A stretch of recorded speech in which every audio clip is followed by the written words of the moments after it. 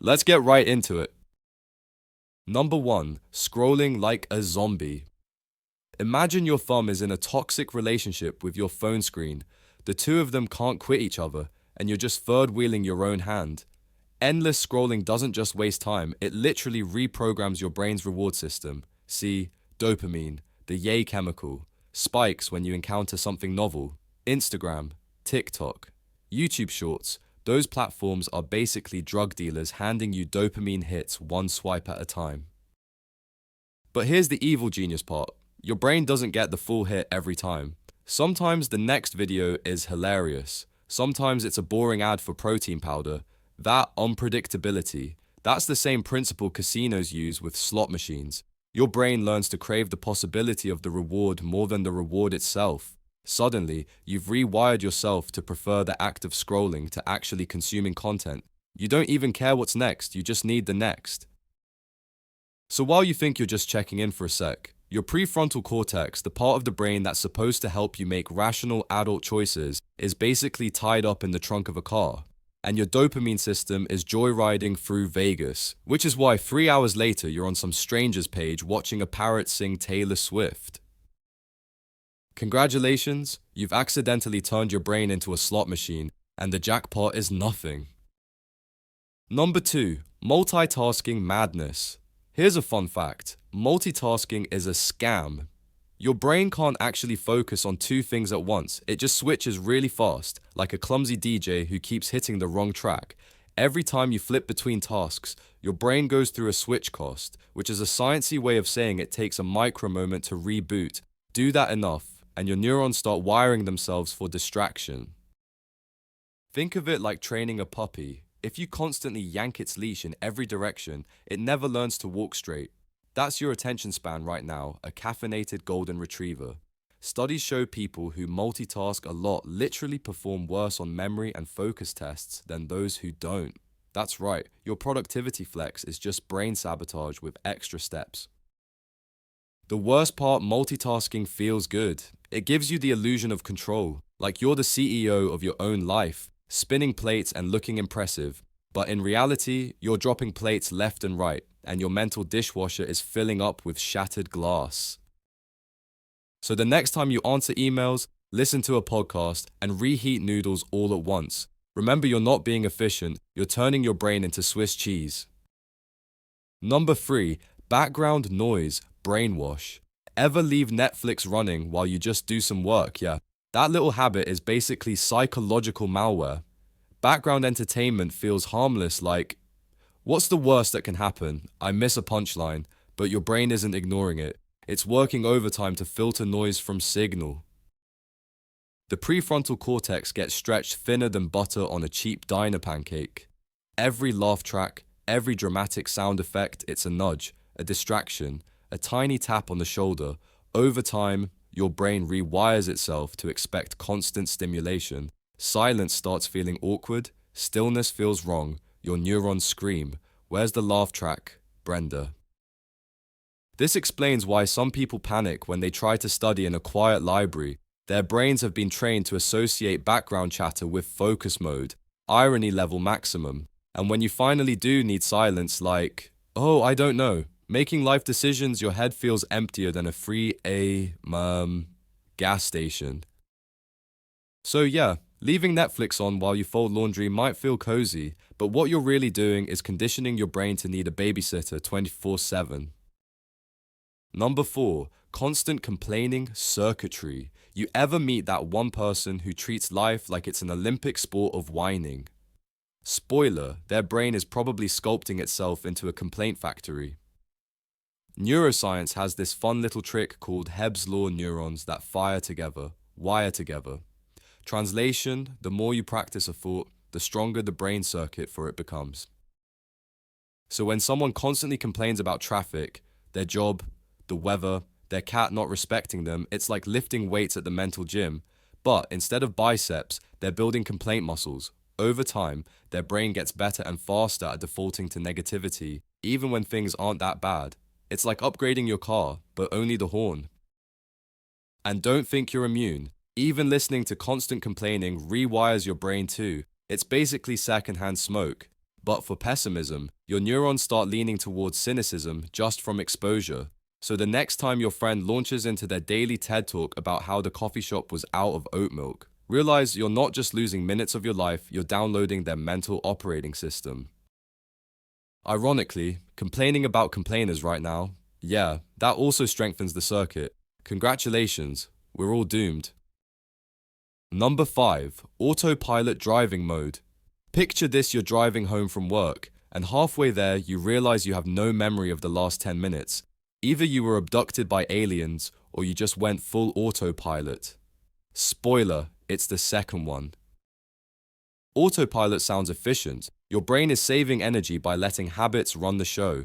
But here's the dark twist: when you do too much on autopilot, your brain literally strengthens its default mode network, which is the system that makes you zone out. Over time, this network dominates, meaning you spend more time lost in your head and less time actually noticing reality. It's why people eat a whole bag of chips without realizing it, or walk into a room and forget why they're there. Autopilot isn't just a quirk, it's neural laziness. Your brain is basically outsourcing daily life to a tired intern who occasionally forgets the assignment.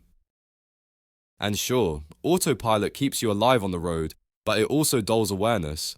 The more you rely on it, the more your brain wires itself to skip details, which is why you might not remember where you put your keys, but you do remember that one embarrassing thing you said in 2014. Thanks, brain. So yeah, autopilot keeps us functional, but it also trains our neurons to coast through life like we're background characters in our own story. Number 6. Social media comparison trap. Nothing hits harder than seeing someone you vaguely knew in high school posing with their new yacht or, let's be honest, just a paddle boat with good lighting. Social media isn't just flex culture, it's brain sculpting in disguise. Every time you compare yourself to those curated highlight reels, your brain wires itself for dissatisfaction. Dopamine gets hijacked, and the reward system reorients around other people's lives. Suddenly, your brain stops chasing your own achievements and starts craving validation by comparison. It's like taking your personal GPS and handing it to random strangers who barely know how to drive. The more you scroll, the deeper the grooves of envy carve into your neural pathways. It's like your brain has Spotify Premium for jealousy. And the craziest part, even when you know the photos are fake, filtered, or staged, the wiring doesn't care. Logic doesn't undo emotion. Your neurons aren't lawyers, they're construction workers, just building whatever you feed them.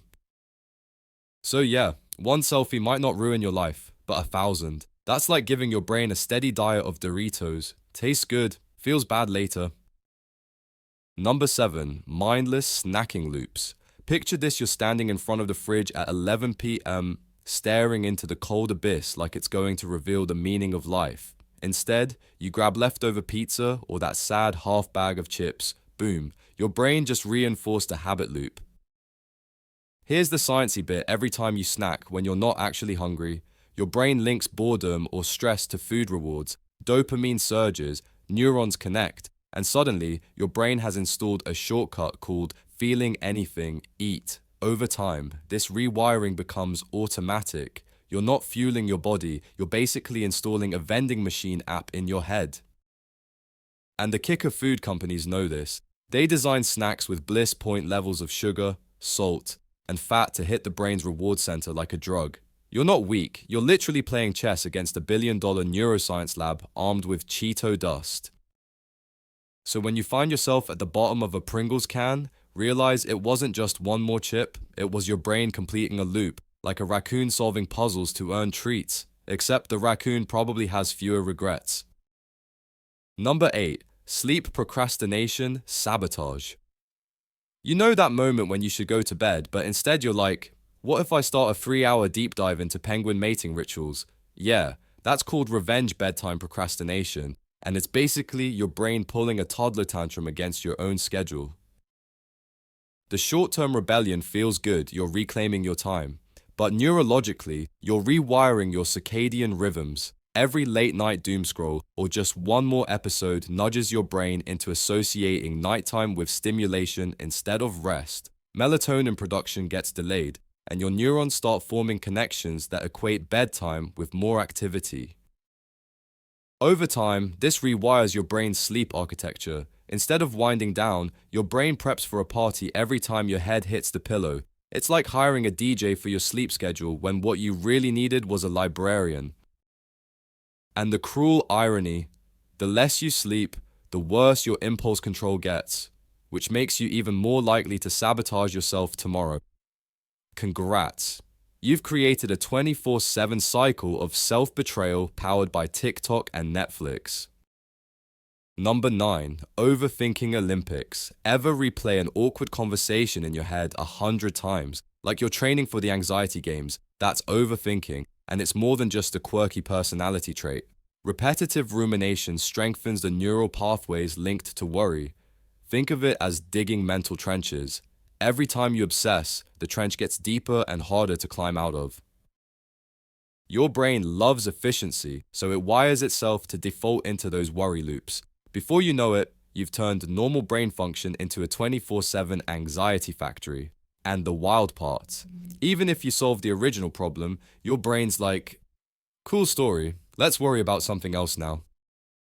It's basically the mental version of an app that won't stop sending you push notifications. Sure, you wanted one weather update, but now it's pinging you about cloud formations in Peru. The cherry on top, chronic overthinking shrinks your ability to shift gears. Your brain literally weakens its flexibility, so you get stuck in the same mental cul-de-sac. In short, you've rewired your neurons to be Olympic athletes, except their sport is running endless laps of pointless what-if scenarios. Number 10. Gossip brain gymnastics. So you're at work, and someone whispers, "Did you hear what Karen did?" Suddenly your brain lights up like a Christmas tree. Gossip feels fun, harmless, maybe even bonding. But here's the sneaky truth, indulging in gossip rewires your social brain. When you trade secrets and hot takes, your neurons strengthen the pathways for judgment and suspicion. You're basically teaching your brain to scan for drama 24/7, like a bloodhound trained to sniff out other people's mess. Over time, that constant gossip mindset doesn't just stay in the break room, it bleeds into your personal life. Your brain literally becomes primed to expect betrayal, competition, and conflict, even when none exist. And the kicker, gossip also triggers dopamine, the same way likes and notifications do, which means your brain wires itself to crave the hit of spilling tea. It's not just entertainment, it's chemical addiction in office gossip form. One juicy detail about Karen's questionable weekend, and suddenly your neurons are begging for a sequel. Of course, humans evolved to gossip. It helped us track who was trustworthy in the tribe. But in modern times, congrats, your brain is basically running medieval software on a smartphone. And yes, that update comes with bugs. Number 11, always on notifications. That tiny buzz in your pocket, yeah. It's not just a distraction, it's a neurological cattle prod. Every ping, ding, or vibration yanks at your brain's reward center. And over time, those constant interruptions rewire your attention system. Instead of focusing deeply, your brain starts anticipating micro-distractions. It's called variable interval reinforcement, and it's the same trick pigeons fall for in lab experiments. Sometimes the notification is important, sometimes it's a coupon for socks. Your brain doesn't care, it wires itself to check compulsively just in case. Suddenly, you're Pavlov's dog. Except instead of drooling at a bell, you're unlocking your phone every 90 seconds to look at memes. Over time, this constant alert chasing literally reduces grey matter in brain regions linked to focus. Translation: your brain physically reshapes itself to crave interruption, which is why even when you don't get a notification, you still feel the phantom buzz. Yup, your brain just invented a fake vibration to mess with you. So next time your phone dings, remember you're not checking a message, you're reinforcing a brain pattern designed by Silicon Valley to turn you into their lab rat. At least pigeons got food. That's all for today. I'll be making similar videos in the future. Subscribe to see them.